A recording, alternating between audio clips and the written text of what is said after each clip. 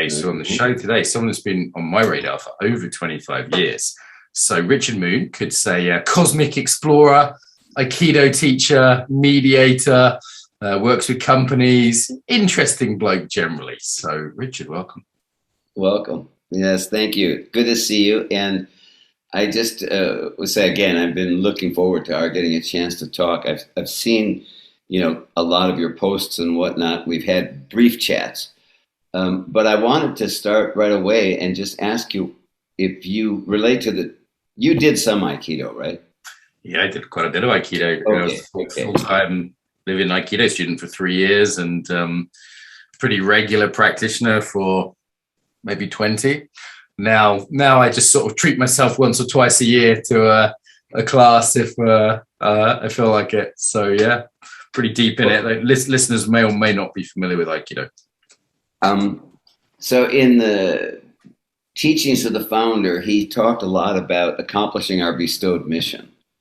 And I thought, I'd really be curious to hear what it is that you are doing in the big picture. What is that Mark Walsh doing in the universe? And you turned this interview around on me before I could even ask a question. Well, because I thought that will contextualize our whole conversation so much. Sure. And because I want to get to know you. I started off with Aikido, and that really opened the door to me for the whole of what we could call the embodiment world.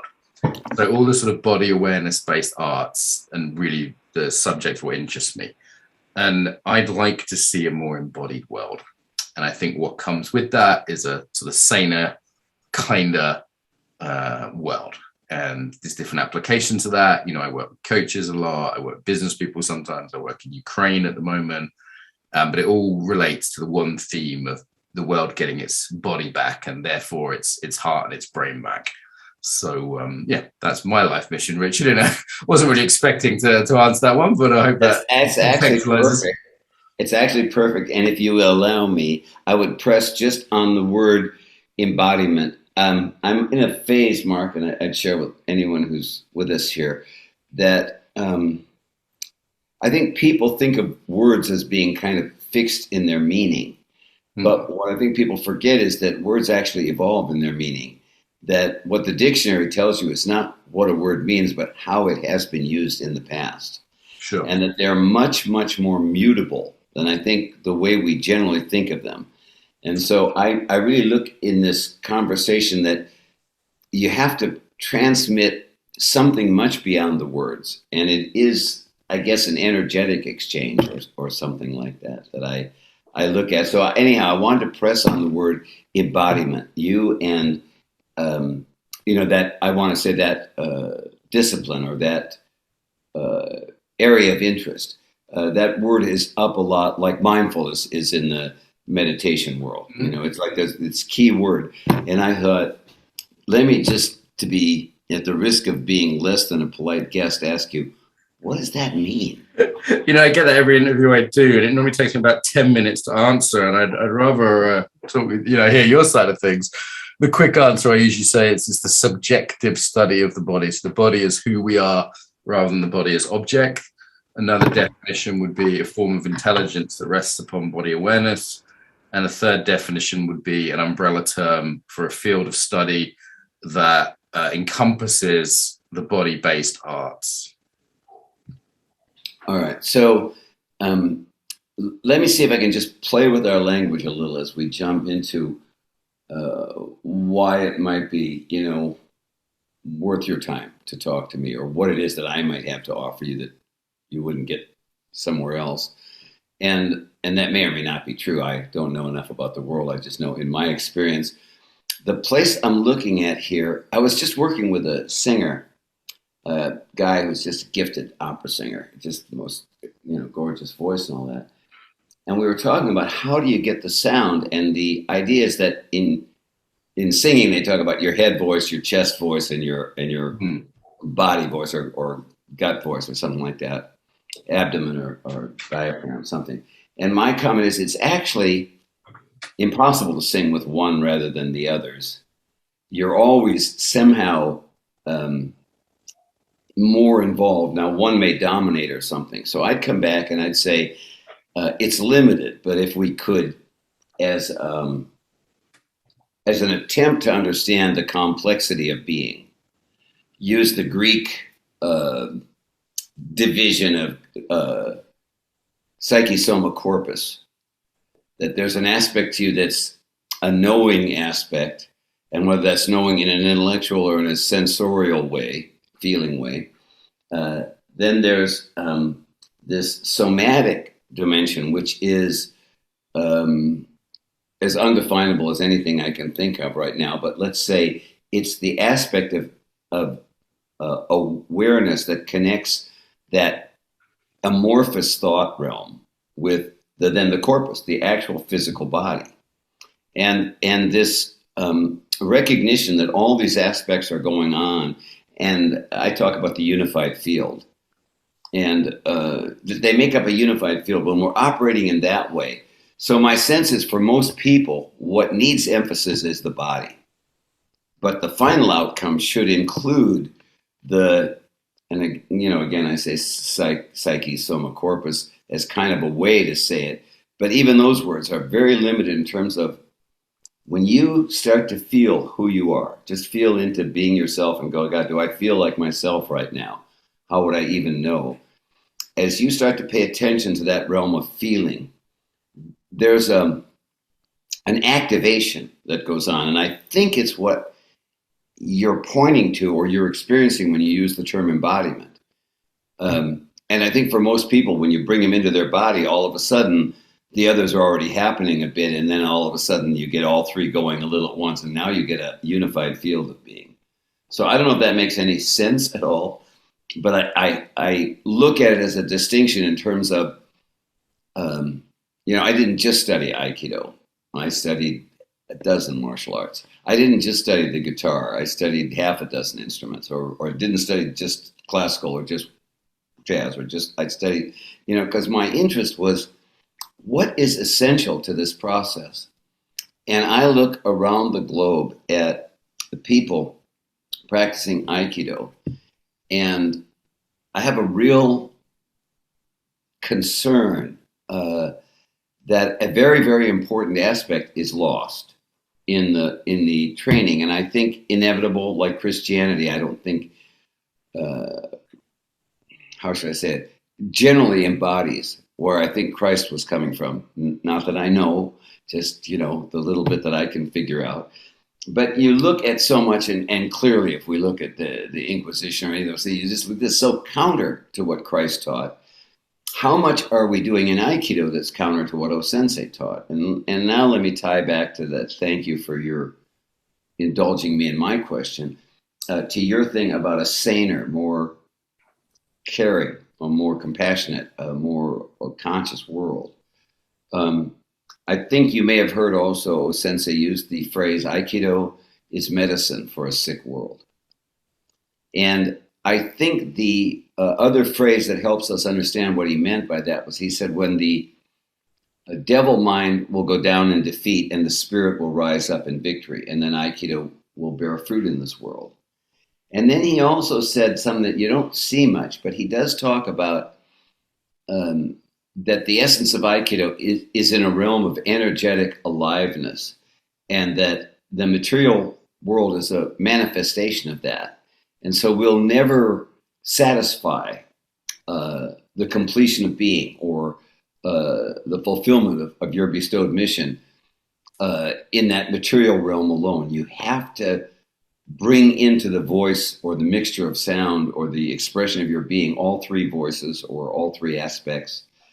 And like I say, it's just a way of talking, but the total being, the unified field. And to me, that's mind, emotions, whatever you want to call it, this somatic realm of feeling and the physical corporal world. And then there's the fourth element, I would say, in our unified field theory that Mark, I didn't want to talk about it because as soon as we frame it, in Islam, they don't have pictures of people.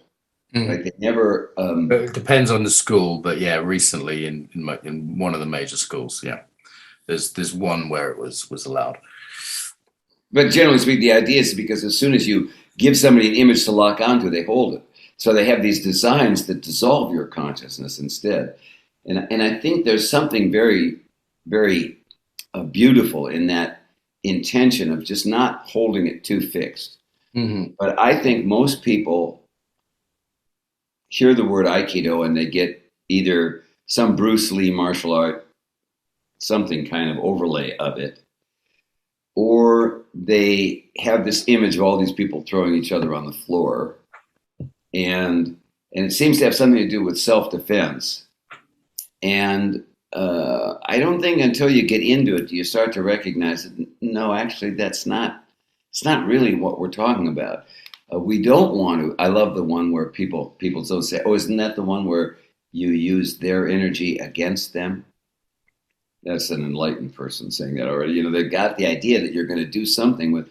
And my sense is, no, it's actually not what we're really trying to do. The essence of Aikido, Sensei's words, the essence of Aikido, well, an English translation, God knows how accurate they are.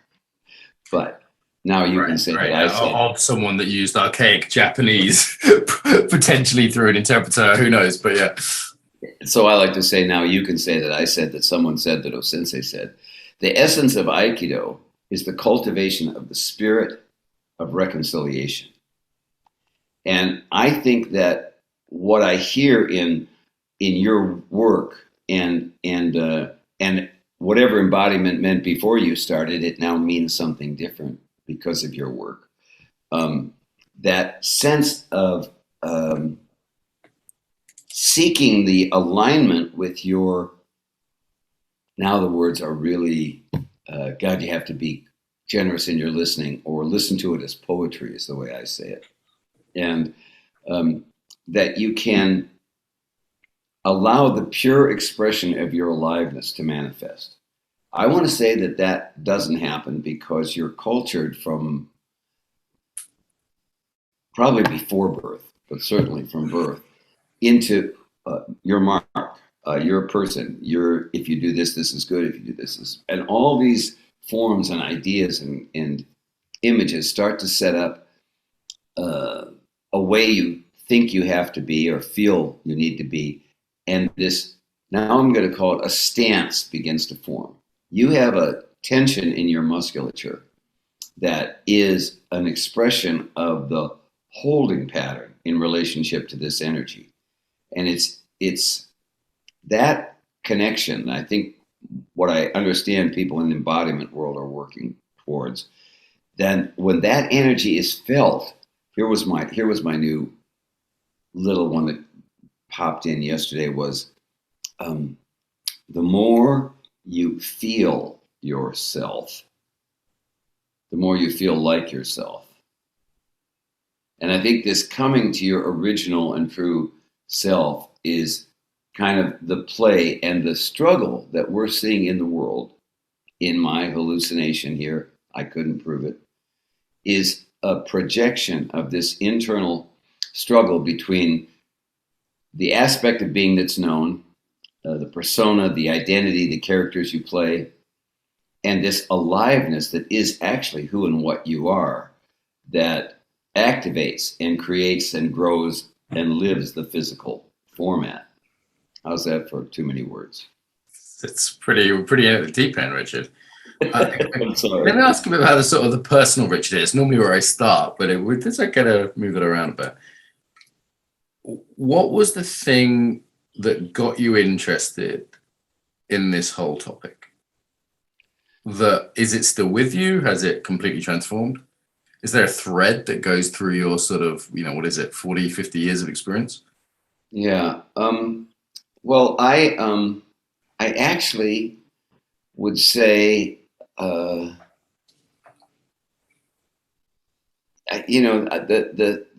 thing is, I like to make up stories, Mark. I don't know much about what's going on in the world. I just make up these stories about it. And in my story, it's almost like it was a bestowed mission. It's almost like it was intended destiny or something like that. I don't really think that way much myself. So when I say it, it sounds funny to me. And yet the sense was, as a child, I had this these memories of there was a particular scene in the Superman comic book. Okay. And in it, the bad guy gathered a bunch of bad people, just gathered people together and tapped into their mind force and sucked up their mind force. And then he multiplied his mind force using that. And all of a sudden he could do all these things with his mind force. And for some reason, when I saw it, I knew that there was something about our minds that we were supposed to do, not the bad stuff, but to somehow, if we could actually feel, see the thing I think most of us forget, the thing that I'd share that I'd say it's probably the most important thing, to remember in feeling, just feeling yourself. You don't exist in empty space. You exist in a biosphere, and it supports you. And you come from a lineage of heritage that's developed this species through time. And you're an important and absolutely meaningless piece of the projection of this existence into the future. And you exist in this huge unfolding universe, and you exist as an important part as every other part of this universe. And when you feel like that, your relationship to life changes. It's a little lofty, it's a little ideological, and people get it when they go to church and they pray to God. Now all of a sudden they remember there's something bigger that they're part of.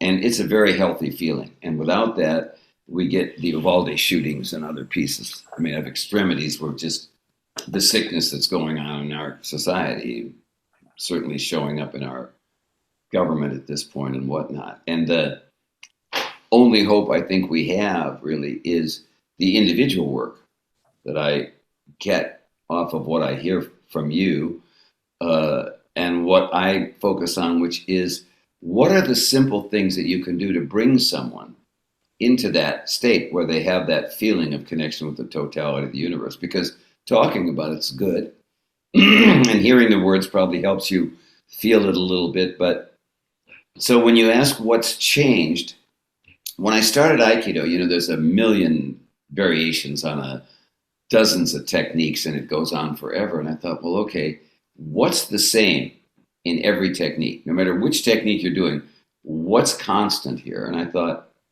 well, being present with yourself, feeling your own experience, being in conscious awareness of the energy that you're experiencing, which now includes your attacker or whatever, or the problem you're solving, or the musical piece you're playing, or the art you're painting, or whatever you're working on, the car you're fixing. And being in that feeling state of presence. Now, to me, it's about that simple. But I also know for people who are locked into how they should be and locked into the identity and the persona, it's not that easy to access. So then I got into what Bob uses, the term travel vehicles. My Traeger? No, Bob Nadeau. Bob Nadeau, okay. And I've trained with Bob for 50 years. And the idea that you do something and it moves you into a little bit better dimension. And he talks, from what he calls Bobby to Robert to Nadeau to Sensei, these different identity qualities that we live in. And the idea that you're not the same every day. Some days you drop your keys 3 times. Some days you know exactly who to call, when to call them. You say the right things. And what we're saying is this is not an accident. This is a location of your attention or awareness or perception in relationship to the universe. And so for me, I've come up with a couple things that I do that are very simple and very easy and help me keep from either wanting to commit suicide or kill other people. And so the basic one for me is really, I just come into trying to find my central core. Where am I in the midst of all this stuff that's going on? Or the way I say it is feel the glow of aliveness that is yourself. And just feel it. And I say already, I'm in a different place. When I do that, I'm no longer going crazy about the fact that I don't know how it is where you live, but we're about to have civil war. We're actually in it. And I'm afraid it's going to get nasty and violent in the next few years here. These people are living in, abstract realities. And so, I look at all that, and I don't know if there's a lot I can do about it. But if I feel myself in relation to the totality, all of a sudden I'm aware of it, but it's not a thing for me. I'm not upset about it. I'm here with it. I'm centered in the way I'd like to be handling an uke. Does that make sense? Does that track? Yeah, and I remember your book's pretty old now, but it was a classic, the Aikido in 3 Easy Lessons, where it was taking this complicated thing of throwing people around on the wrists and taking it back to some basic centering and things like that. I haven't read it in years, but I still remember it. I've still got a copy on my shelf somewhere. And I remember Don Levine, who I used to work for, sort of saying it was one of the sort of almost like one of the first books written on Aikido off the mat, or what became the Aikido extensions movement, and other people, other names associated, like George Leonard or Strozzi or Wendy Palmer. But like that book was, I think, one of the very first and clearest, simplest, most accessible attempts at that, right? Appreciate that. Yeah, I thought so too. I mean, my sense is I'm not that interested in the Aikido movements anymore. I mean, I did love training. I still, enjoy the play of the mat. But I always knew that we were doing it in terms of something. What was it, And the thing that I would say that Bob brought back from O-sensei, there's a story, and maybe you've heard this. O-sensei would be throwing people, and then it wouldn't be as good as he liked, or for whatever reason, he would stop and kind of go over. If you watch him, he'd twirl a jo, or he'd do some chanting thing, and he'd come back, and it would be better. Sometimes he'd go back a second time, and then he'd throw without touching, and it would just be magical. And my comment was that most of the people who, if they even saw any of that happen, which most I don't think did, they just saw the throwing and how the person went down.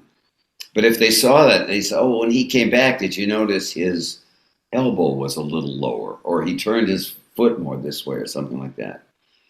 And Bob was, as far as I've seen of the teachers, and I've been around, I just haven't met many others who talk in this realm much, a few a little. He looks at it and he goes, hey, the guy that came back on the mat after doing whatever he did was not the same guy.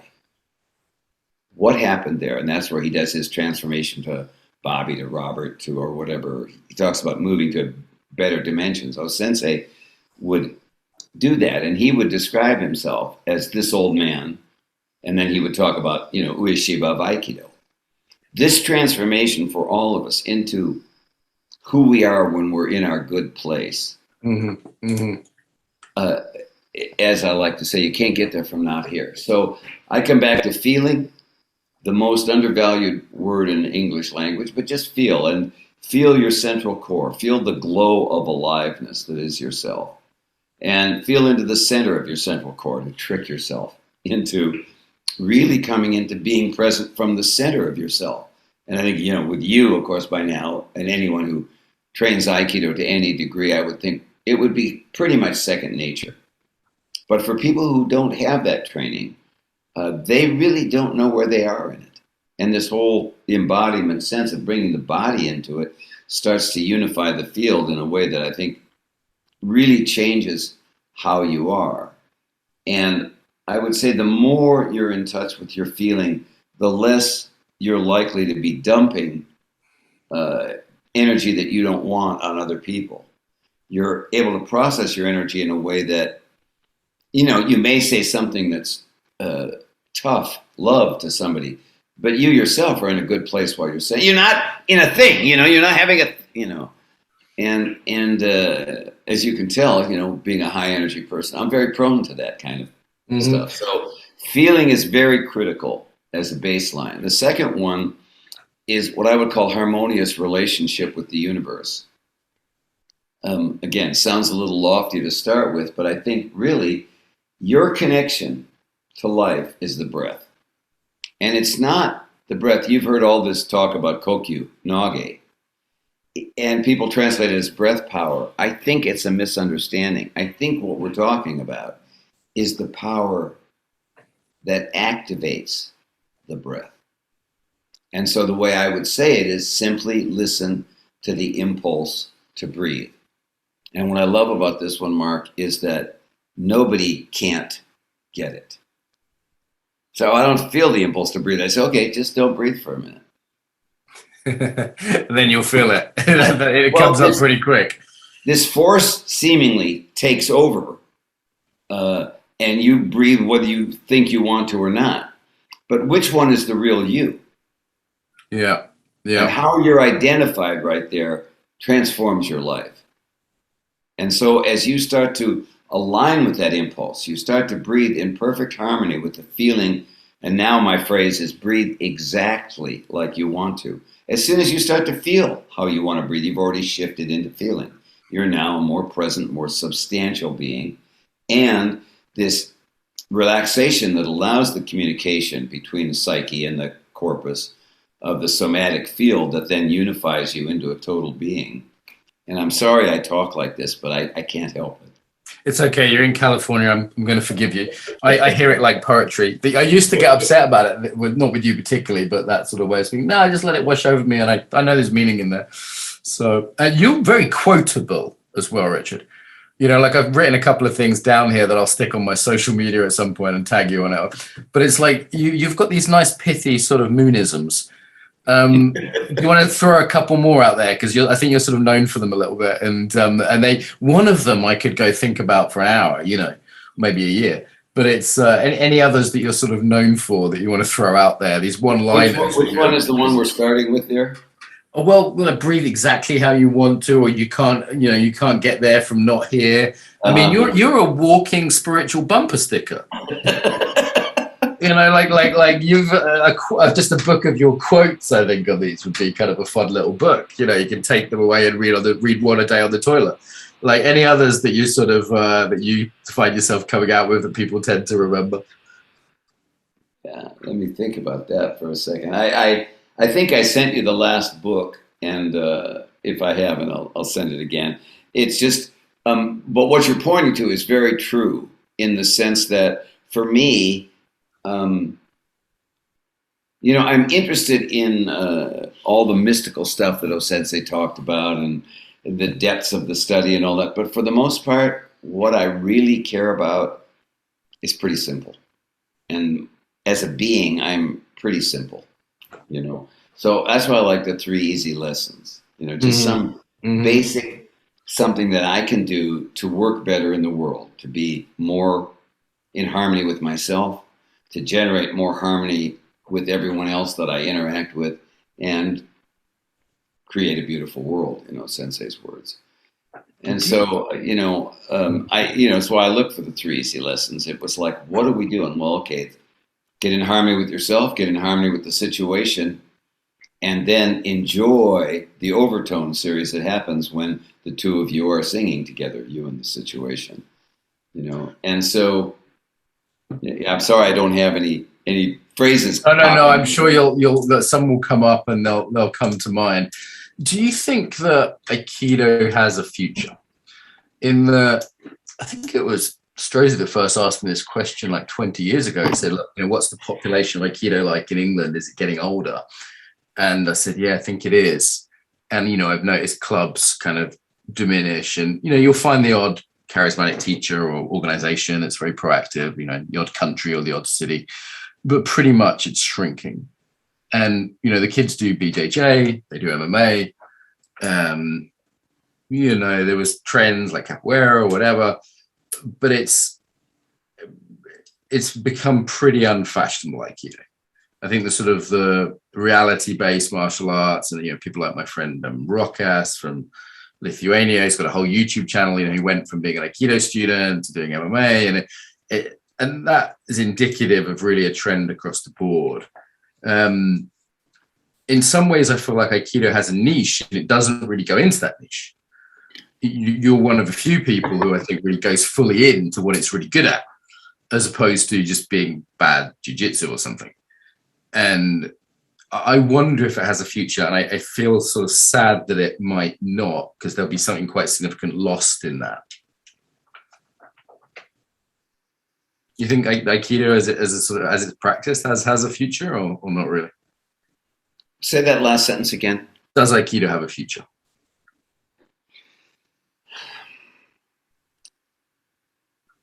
the word Aiki is an old one, an ancient one, I think he said, but the word used by warriors of the past is fundamentally different from that of mine. When O-sensei termed the term Aikido, he was drawing on an ancient tradition, but he was manifesting something new with it. And I think the question that you asked really depends on how we define that term Aikido. Is Aikido people in dojos doing repetitions of movements that somebody taught them?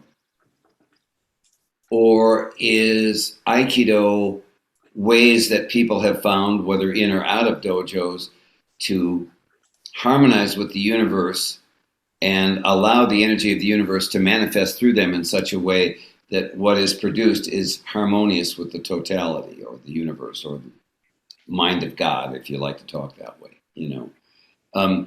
So I think as a future of people on the mat doing the techniques, I don't think it does have that much of a future. I don't think it'll die. No, there'll be a small number of conservative practitioners, like Morris dancing in England or something, you know. And I think that actually even, you know, Brazilian Jiu-Jitsu and mixed martial arts and all that stuff, the whole big martial arts phase was kind of a hula hoop, you know, or a craze or something. Mm-hmm. And that it's dropping back from the craze level, and then there'll be the people there were always people who studied it. It was 1%, and I think it bloomed up to maybe 5 or 10%. Who knows how many people studied martial arts at some point. And yeah, I think it's going back down because I think, you know, if you're really interested in fighting, the way most people train Aikido doesn't help. Yeah, it's a rude awakening for anyone that tries to test that. Yeah, I think unless you actually know what you're doing in terms of the training. Now, I would say if you do, Aikido, I mean, I've studied a dozen martial arts, and not that I was ever any good at any of them, but I certainly got that from my understanding of them, Aikido was all of it. It was, there was a series called The Destroyer, and in it, the martial arts master said his martial art related to other martial arts like a living, breathing cow relates to a piece of steak. You know, he had the whole package, you know, and I really thought the way I understand Aikido is just being in harmony with the situation. So if it requires that you know, take a weapon, you use a weapon. If it requires that you know, kill, you kill. If it requires that you calm your own center so you don't get into a fight, then that's what happens. And there's no way to control that from the outside. There's just a willingness to be present with the universe as it unfolds. There's just the opposite of what Nancy Reagan said, just say yes to your own energy and let it, you know, manifest. But the problem, again, that I come back to is this formation of character over the essential self that we've been socialized into, all for good purpose, maybe. But it's a misunderstanding when it's like I say, we need our stories. They help us navigate the globe. They help us navigate reality. But if you're really in your own central core, then your stories are maps that you can use.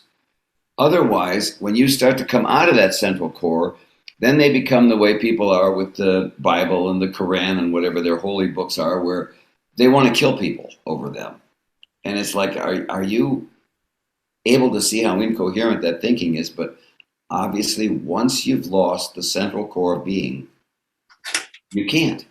And then you can, you know, run concentration camps or annihilate whatever. You can, you know, you can violate all the social feelings that I don't think you even have to think about when you're naturally in your, call it your embodied state, when your body is open and free and flowing and the energy and the body are unified and the mind, body, and spirit are flowing together. I don't think we really need to talk about morality or ethics. Right. And it's a natural thing. You don't want to torture any kittens when you're there. And do you want to lead a little exercise for us as we sort of move? We've got the last 10 minutes or so. Like, it might be nice to I know your stuff's kind of practical, and people, unless they're driving a car or something, should be able to do that at home. So I would love a Richard centering if you fancy it. Here's kind of what I'd like to share with people, and because there are how many books with how many Aikido movements and how many dance classes and whatnot, where people can teach you to do something, and it's good for you. You learn something, it moves you in a certain way. But actually take a minute, and I call it align.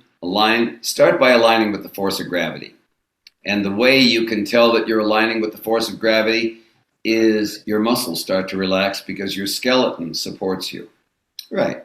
And then as you're relaxing into feeling into your central core, and sometimes I use an imagery like if you had two heavy suitcases and you were just about to try and pick them up, you imagine your arms hanging there and just about to grab it. The way you come into your center of your physical body that you would to pick up something heavy there, come in there now, energetically just come into that central core.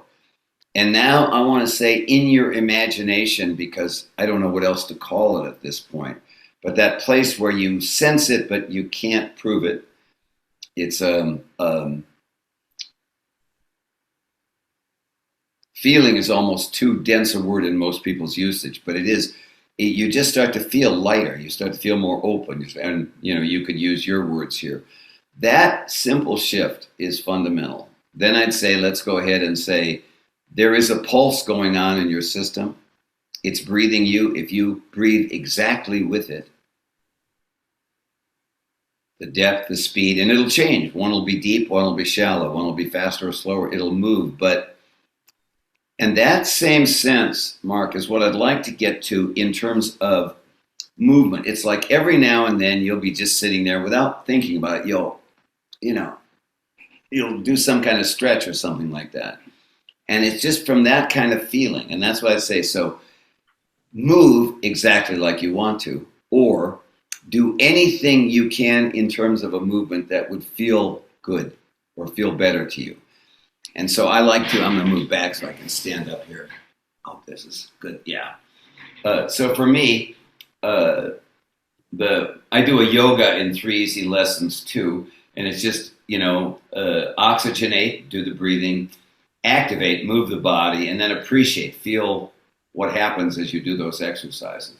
So we can do a forward back, side to side, and twist the spine, and that gets the whole system. You can do it just with the head, you can do it with the shoulders, you can do it with the torso, whatever. And then as you start to combine them, anything happens. So my real offering, it is like I'm not giving you much, but I'm giving you nothing, and by doing so, it's a gift. The nothing is whatever feeling moves you. And they'll be little at first. And in the time we've got, we're not going to get that far with it. But after a while, you'll start to do, and pretty soon, and then put some music on if you need to, and just let it come out in a way that's fun for you. Every now and then I get into my paranoid martial arts things where there's a punch coming at me and I'm taking it and I've thrown the guy and all sorts of stuff is going on. A lot of times I'm just moving because the glow of energy, it feels good. And I don't know about you, my friend, but I'm about to turn 76. And, if you don't do this stuff, it turns to concrete. Yeah, I'm noticing that at 42, and I'm thinking like Don was 84 when he died, and I was like, God, if I don't move, I think I'll make it to 60. So I am coming back to, I think there was a phrase Sensei used, you got to put it in your body. The meditation that I do, I always combine it with breathing, with chanting, and with movement, and interspersing one to the other, because I think it's important that you actually move your body, that you put the energy feeling into the corporal system so that I don't know what I'm trying to say here, Mark. I'm a little lost myself. I know that sitting meditation by itself won't do it. I know that not doing sitting meditation won't do it. There's a place where you feel into your own energy, and then there's a place where you activate it into the world. What in my 3 easy lessons, it was, feel where you are, harmonious relationship, share who you are. To which I would just say, part of my interest in you is you have such a generosity that comes off of you in terms of, you're excited about something, and I get it. And I like it. I think if more people caught that fever that you have, and I have it too, I believe, then you're working on manifesting who you are and your pure bestowed mission, that you just don't have any need to unload on anybody, let alone get violent with people or the world or something like that. And let's stay in reality that there are a lot of people who are, for whatever reason, not aligned that well, and they will behave in ways that require you to take care of yourself. And thinking about it and knowing about it isn't enough. It's an actual thing.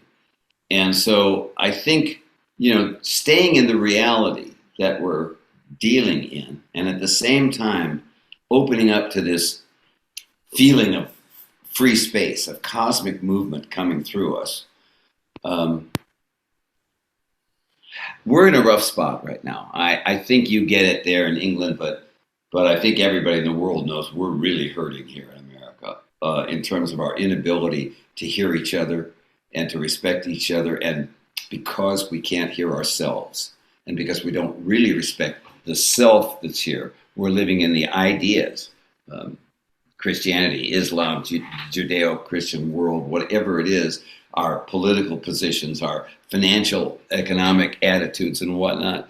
And it's like, if we could come back to this pure self, this overconsumption and trying to satisfy the spiritual hunger with material stuff, I think would naturally right itself. So like I don't think we need to talk about morality or ethics if you're breathing in harmony with yourself, if you're moving in harmony with yourself. And to me, this free space movement that I'm playing with here is representative of you moving in a way that allows you to, you have an interest in this and you go do it.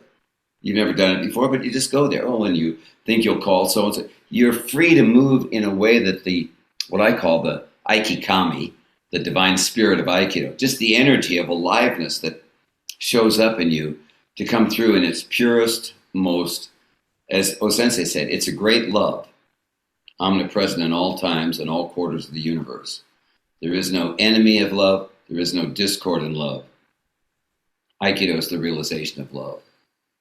So feel, breathe, enjoy. Your warrior's challenge is to stay in a spirit of joy, because it's not an easy thing to do. But when we do it, what a gift we give to ourselves and everybody else. Beautiful. Well, I think that's a nice place to end. I think it is. Richard, where do people find your stuff if they want to kind of read any of these books or find out more? Where's the place to go? Well, we have a site called createabeautifulworld.org. And on it, this last book that I've written is there as a free download. And then we have archives of a lot of the classes that Bob has been teaching lately. There is also a Moon Sensei channel on YouTube. And yes. If you go there, there's about 350 videos, mostly of Bob, maybe 100 of them are of me. And I've got Heckler in there, and Peter Ralston's in there, and Bill Gleason's in there. And anyhow, a lot of videos of different people talking Aikido stuff. And I guess you could go to the Extraordinary Listening site, which was my business site, even though I'm semi-retired. All my books are free downloads there. And there's some information if people are interested in. Also, Mark, I would just say, they can certainly reach out to me, and I'm happy to chat with people who have a sincere interest in the study, because as my grandmother used to say, the chickens can learn from the eggs. So you're so quotable. Richard, thank you so much for joining us today. This is a treat, Mark. I really have looked forward to this, and I hope we get to do it again soon.